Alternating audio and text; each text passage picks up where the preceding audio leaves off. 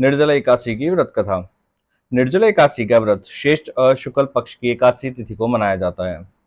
यह व्रत भगवान विष्णु को समर्पित होता है और इसे वर्ष की सभी 24 एकादशियों में सबसे अधिक पुण्यदायी माना गया है। अन्य एकादशियों में अन्न और फल आदि से उपवास किया जाता है, परंतु इस एकादशी में जल तक त्याग दिया जाता है, इसलिए इसे निर्जला एकादशी कहते हैं। पौराणिक कथा। एक समय की बात है जब महाभारत के युग में भगवान श्री कृष्ण ने पांडवों को एकादशी व्रत करने की सलाह दी। धर्मराज युधिष्ठिर, अर्जुन, नकुल और सहदेव ने इस व्रत को श्रद्धा से पालन किया, लेकिन भीमसेन जो बल में अधिक थे, जिन्हें अत्यंत भूख लगती थी, वह व्रत करने में असमर्थ थे।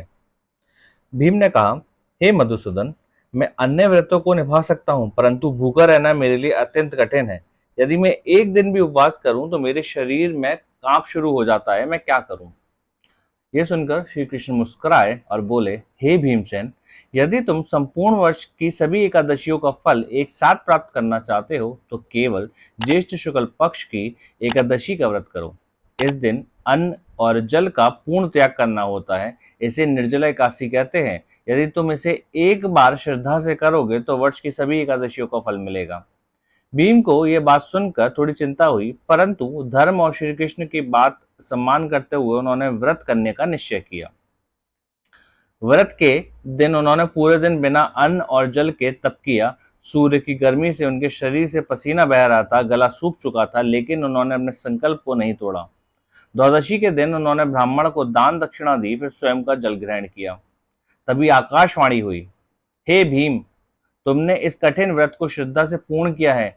तुम्हें समस्त एकादशियों का फल प्राप्त होगा और मोक्ष की भी प्राप्ति होगी। निर्जला एकादशी का महत्व अत्यंत पुण्यदायी होती है। ये एक व्रत ही 24 एकादशियों का फल प्राप्त करने के बराबर होता है। जल और अन्न का त्याग, इस दिन पूर्ण उपवास रखा जाता है, ना अन्न खाया जाता है, ना ही जल। दान और सेवा का महत्व, इस दिन जल पात्र, छाता, वस्त्र और अन्न का दान अत्यंत पुण्यदायी माना गया है। भगवान की भक्ति, इस दिन विष्णु सहस्त्रनाम, गीता का पाठ और विष्णु पूजन करने से जीवन में सुख शांति आती है। धन्यवाद।